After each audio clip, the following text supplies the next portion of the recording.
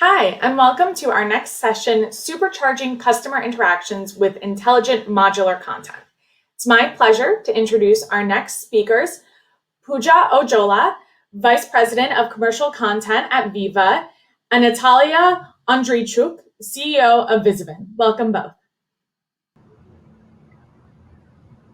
Hello all. Thank you for having us. Thank you for joining this session. And today we will be talking about content experience. Thank you for Andrea for the introduction. Yes, my name is Natalia Andreychuk. I am CEO of Viseven company. I have like 20 years in IT and more than 11 years working as an agency.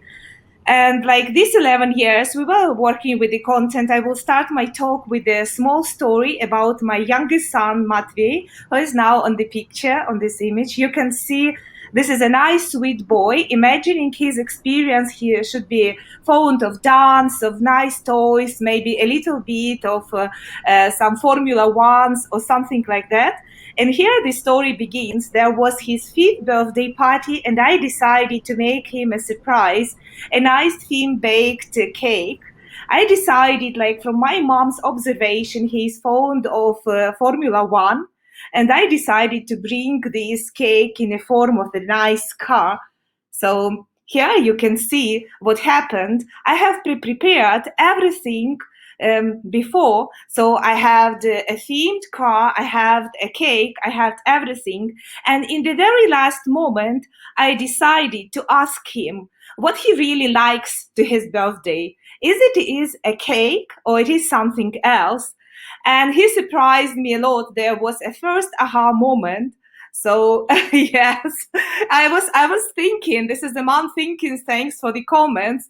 And I was like, oh, he surprised me a lot. And he said, Mom, I would like with my friends to eat a Godzilla cake. And there was a really disaster because, like you can't really imagine how you can recreate from the car to Godzilla. And I just rushed to the closest bakery, right? And I was really astonished realizing like 5 to 6 year old kids, they are really for Godzillas in this age. And this is just like a fan club of the Godzilla eaters, and his experience of eating Godzilla with their cake, with their mouths and hands, like, green, is totally different experience from this, car, which I have imagined for him. So this is my first finding about the experience and about the content, because in the both cases we had actually the same content. It was a cake, and the cake was really different due to the atmosphere, due to the topics and connections and where it has to be eaten. And there I was striking. It's the same what we are doing with our clients. We have to bring more focus of content experience, where this content lives, where it lives in the particular part of their journeys, right? And here is, please don't freak out because it is a framework, because this is just a word. As we are an agency coming to the real world, we have been talking with a lot of clients, and we have understood that to avoid such unpersonalized and untouched story, because we really want the personalized experience, because the best customer experience is about us, is personal, but we can't really do it without certain preparation. And there are some pillars to mention. We have to centralize the content, we have to understand where it lives, from the slides to the templates to everything what we use, blogs, web pages. Then of course we have to organize it. The structure, if it is very generic or very custom, it has to go through the right tagging, indexing. We have to spend that effort. Then of course this personalized experience can't be brought without acceleration of the content production. Accelerate your content production, build the massive artificial intelligence in-house, nurture your campaigns, create a perfect storytelling. then distribution is a key, because we have to distribute somehow this content to the different systems, because it's a very fairy tale from my customer's perspective, when across the complete organization they have only one marketing automation system or only one CMS. We have to own this dissemination, this distribution or publishing thing, and then welcome, create a data lake, study the results. Let's go and see where at this story Viseven is. Viseven is an agency, and we have a product, a platform, so where we can help you and evolve in modular approach, because modular approach is a key. We are pretty much connected to the modular standard, which is industry seeking today. Then of course we are helping to master the story of business rules and the medical content rules. We create reusable templates. Our create once and publish everywhere approach helps to obtain the system agnostic experience across different channels. Our digital content factory helps to accelerate the content production. We have the system and platform to manage demands and requests at each level, at the level of marketeer, which makes their hands free to create the real marketing job, to think about Godzillas or the cars, to think about the content itself without being really involved into the campaign management, thinking about where the content is in this particular part of the content journey. So we are able to manage this part as well. Of course, we are working in multi-vendor environment, but today it is easier because we are bringing one unified coding standard, which is used already by more than 100 agencies worldwide, and we are looking for more, because it is helping to create the better stories. It is helping to not think about coding at all, because it is low code or no code approach. It also helps the customers to bring do-it-yourself approach in-house and really master their data and master the way how they reuse and they repurpose the content at scale. When we are going to the real recipe of the success, so let me summarize the short story and make an introduction of the next speaker, because this story is impossible without really valuable partnership. And beside of focusing on the custom experience, on the ownership of your content experience in the organization, you have to think about modular approach. You have to activate the rapid content creation, because it is the key, and create the atmosphere for experiments. And at this spirit, let me pass the words to my colleague from Veeva, Pooja, who will be introducing the modular approach as the industry standard.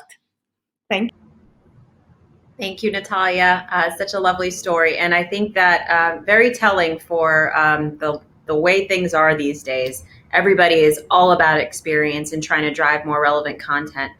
So would love to share with you how modular content fits within the industry.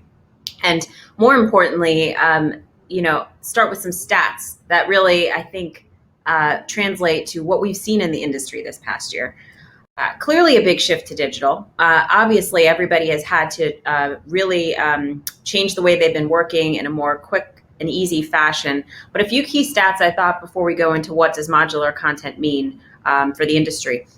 80% increase in content. Obviously, this industry has been creating a tremendous amount of content to shift to the digital way of working, but 3.5 times more digital than print.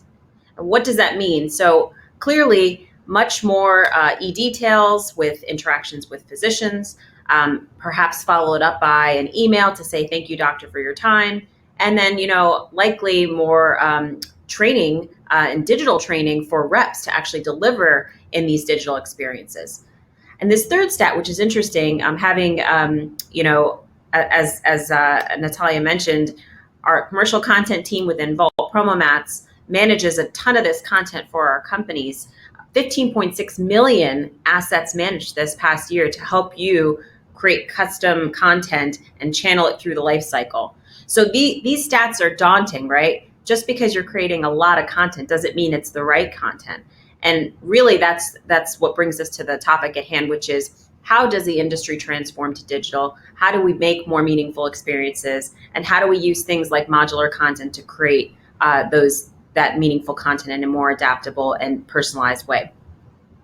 So as we think as Veeva thinks about our business priorities, we recently just had our summit last week, and we talked about 3 key themes. One being around speed. So everybody's trying to get more content out in a more quick and easy fashion, especially with the receptivity of customers wanting some of that content in a quick and easy fashion and in the ways that they want to consume it. And this is really where modular content comes in. Imagine a world where a reviewer can actually push a button and review content with confidence just because it's been pre-approved, and almost 80% of that content has actually been reused and leveraged from prior content distribution. We'll talk a little bit about that in the next slide. Scale is also an important theme when we think about how customers are starting to transform their operating models. This is everything from our trusted partners like Viseven on agencies and tech partnerships to scale, but also really about how do you collaborate as an organization, whether it be MLR or commercial operations or IT in service of your brands and marketing functions, but also to scale within the regions to drive more customized content within those pockets across the world. And then third really is about intelligence. So obviously the North Star is really about how do you use data to drive more compelling content. And we'll talk about that in a minute. So as we think about maturity, many of our customers are really in and around this whole crawl, walk, run, foundational, mature, transformative North Star state, really aspiring to get to how can I use data to drive more meaningful experiences? How can I create more automation? And more importantly, how do I create that personalized content in a fast and easy way? But the interesting point is this kind of concept of how does one get started to get to that North Star? And oftentimes it is the foundational building blocks that are neglected, where customers don't have those stable foundational elements across MLR capabilities, established processes and workflows, and also really robust digital asset management that can be leveraged for you to drive more effective content. But the maturity is really where things start to get interesting. And many of our customers have started to dabble with modular content. How is that important? How is that going to help you get more speed? And what does it exactly mean? So when we talk about modular content as the new way of working, we really do believe that this is going to transform the way of industrializing content to market. And oftentimes when I talk to customers and they say, hey, Pooja, we need to do modular content, and I ask, how do you define it? I might get 4 different answers back as far as what does it mean for them and how is it going to be defined within the organization. And I think that's an important distinction to say, making sure the definition is clear and being able to establish expectations of what this will and will not do, both short-term and long-term. So for Veeva's definition, a module is anything that's a claim, a text, an image that can be pre-assembled, created and approved once, and then distributed and used everywhere. And by everywhere, I mean across channels. It can be through a mobile app or website or social, but also everywhere, meaning across the world and in regions and local markets. The second piece is really about our product is going to be able to support the ease to distribute. And this is really where our partnership with Viseven comes in. So establishing those connections via APIs to essentially pull those modules out of Vault Promo Mats, assemble them within an authoring tool like Viseven's into a final tactic, and then have it loop right back into MLR for review and approval so that it can be distributed. The second piece is really around automating approvals. And this is really where, if you think about the speed aspect, we will be industrializing this within our product.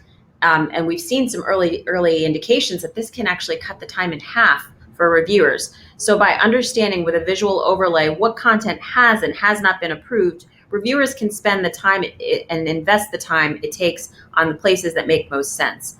And I do believe that this is an interesting opportunity for us to start to continue automation by pushing the envelope to risk-based reviews and continuing to further automation to speed up the process. And that third piece is really around distributing across channels. So we talked about creating those modules, automating the approval within MLR, but also distributing across those channels, whether it be through CLM content, Veeva CRM content, or any other content channels that you have, whether it be web, social, or other media. These three together are really going to be pretty powerful if you think about the intent, which is going back to Natalia's point, creating a connected ecosystem across your technologies and partnerships and agencies so that you can establish a better, flexible way of working by pulling from existing content and distributing it out across the world the way customers want to engage with it. And more importantly, being able to adapt quickly. The final piece I talked about was around data. And I did want to put a plug in here because I think data is an interesting concept of, okay, if I want to get to that North Star around transformation, how do I know if it's working? And more importantly, how do I show that things like modular content are actually enabling more speed and reducing those bottlenecks? One of the things that Veeva just recently done is launched our inaugural industry-leading benchmark, which is essentially capturing data within Vault. 350 customers participated in this, and across the subset of 300,000 assets, we found that it took 21 days to approve content out to approval, out to market, across assets, across geographies. Now, I ask you, is that acceptable? I would say likely no, and there's a tremendous amount of opportunity for improvement there. Things like modular content are going to be a great way and opportunity to start to slim those down. These metrics also will allow for you to compare yourselves and how you compare to the industry benchmarks. And also, frankly, as you implement automation tactics like modular content, be able to show value to your business and your leadership to say, hey, we actually were able to condense that time out to market, and now we can actually get the engine going and get more content, more meaningful content out to customers the way they want to receive it.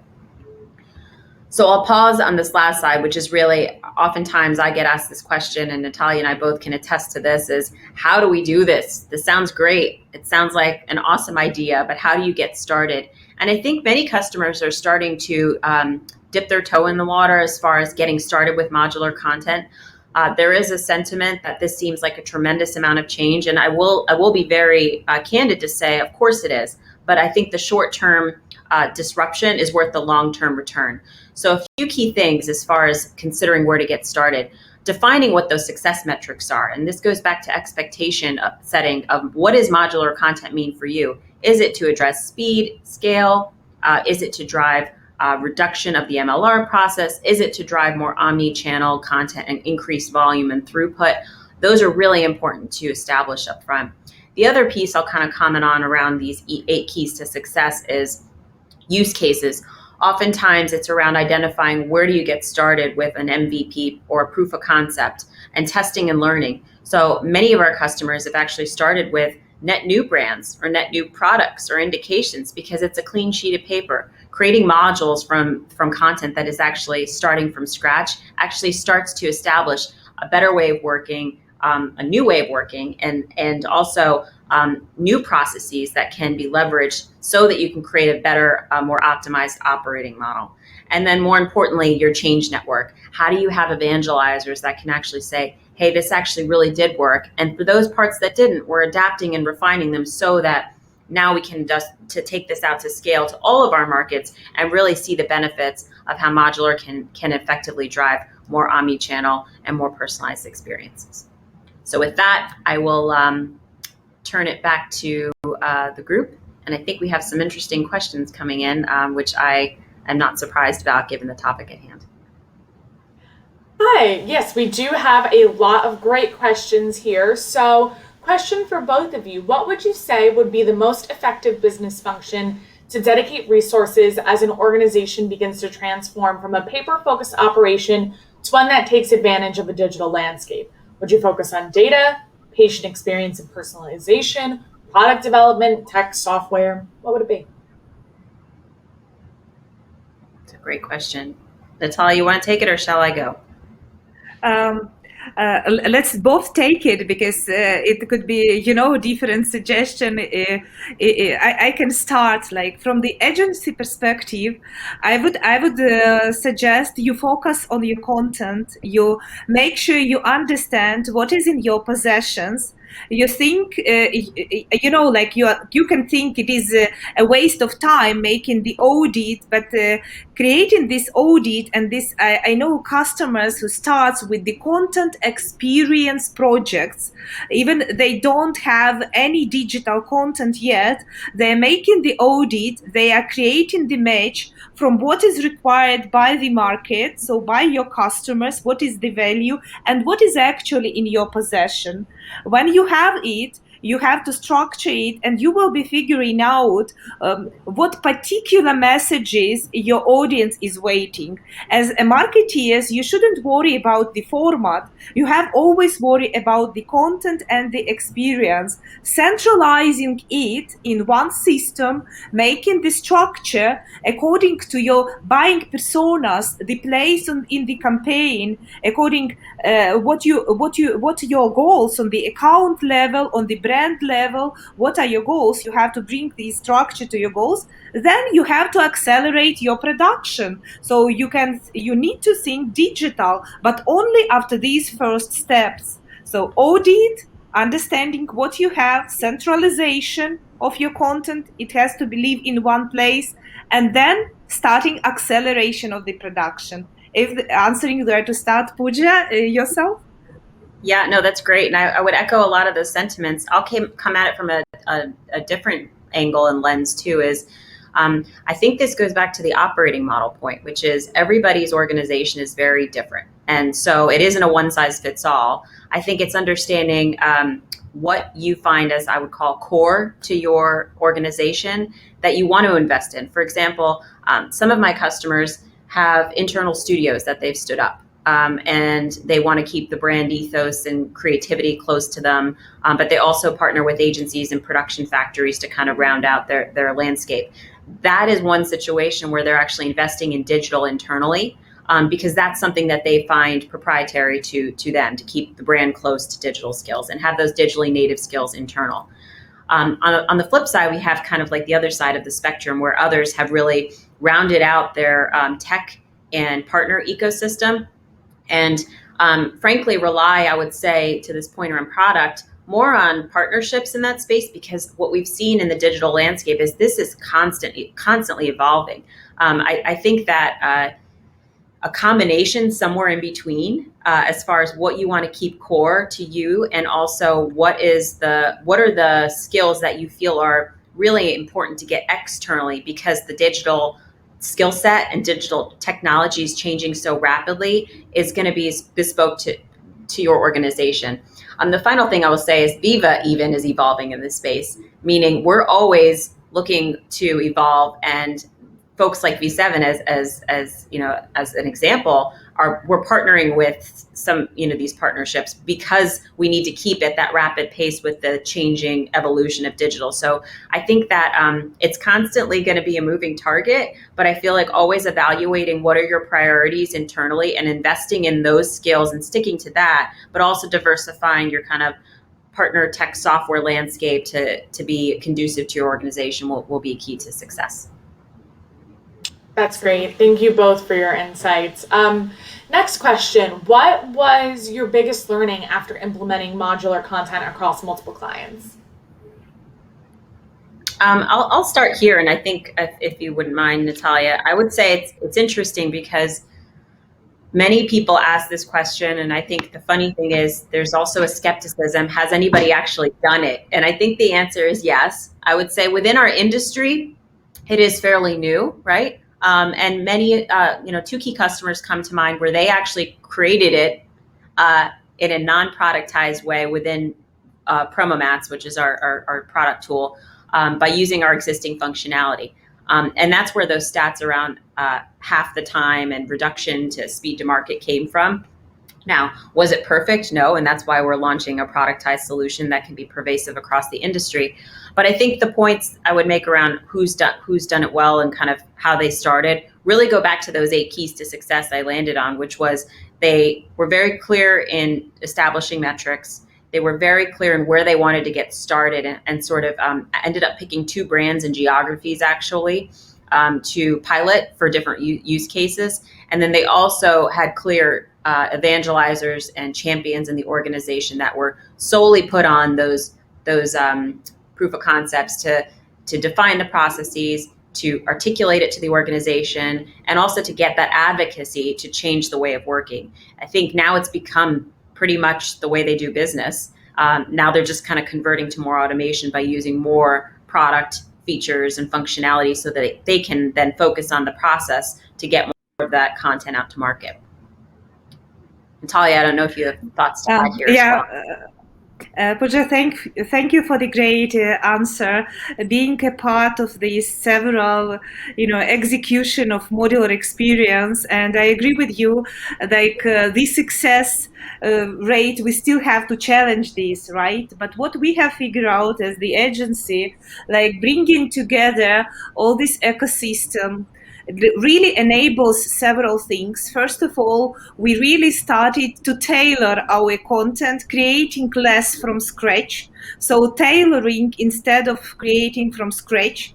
We have been able to create more advanced and robust system of the management of the requests and free marketeers' hands, because while we were requesting before the modular approach come up to speed, we were requesting one asset here, one asset there. There was a total mess in co-creation process and total mess in request management. Once we have to start think modular, we have start approving faster. We have start thinking in the creative templates, blocks, and boxes. So once we were distributing something to the markets, we were distributing already with the several variations of possible scenarios. It accelerated the content production a lot.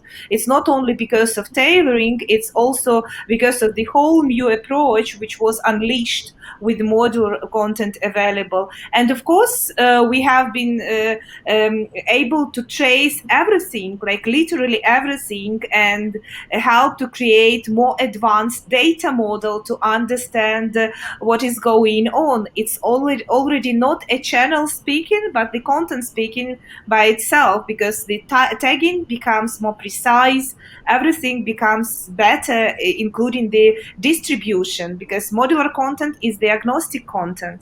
These are the findings. That's great. Thank you both so much. So, what are the benefits that customers are seeing with modular content, both quantitative and qualitative? I think early days are showing speed clearly, and I think that's something that I feel like is really imminent to get to that North Star personalization, right? Because the ability to adapt and be agile and nimble, and make sure that there are no bottlenecks that are holding you up to essentially get that content react and be proactive as well to how customers want to engage. So we are seeing those initial opportunities with speed, and much of that is actually through process improvement. And I think it's going to continue to accelerate in more automation over time. As I mentioned, that we're early days of launching our product here, but we're constantly going to be looking for ways to continue to take more, I want to say human touch, but almost just more of that manual intervention out of the process, so that you can actually get speed to market out. And I think the other piece is modular. I'm thinking you would agree with this, Natalia. Folks actually attribute it only to the MLR process, but it really is across the life cycle. And that's really when you think about your creation. So you're creating once, approving once, and using everywhere. And so you are driving that reuse. You're condensing the time for MLR, and you're also condensing that speed to market out to all those different channels. So it really is a full speed accelerator. I also think that the collaboration is like an intangible benefit, which it's forcing folks within the customers to talk to each other earlier on, meaning collaboration up front across MLR, commercial operations, IT, agencies, factories, brand teams, upfront to establish those business rules around how much modular content they want to consume and how do they want to consume it and what those relationships will be, help with speeding up the process on the back end. So I think that there is this bit of, I would say coming together that naturally doesn't happen across those groups. And I think that's going to help with a lot more innovation and creativity over time. I was on mute. Quote 2021. Thank you both so much. And that's just about all of the time that we have left for this session. Such an incredible session. Thank you both for your insights. We will be starting our next session shortly, which will be the healthcare's consumerism's tipping points, why COVID-19 related shifts in the patient's preferences are here to stay. We'll see you there in a few minutes.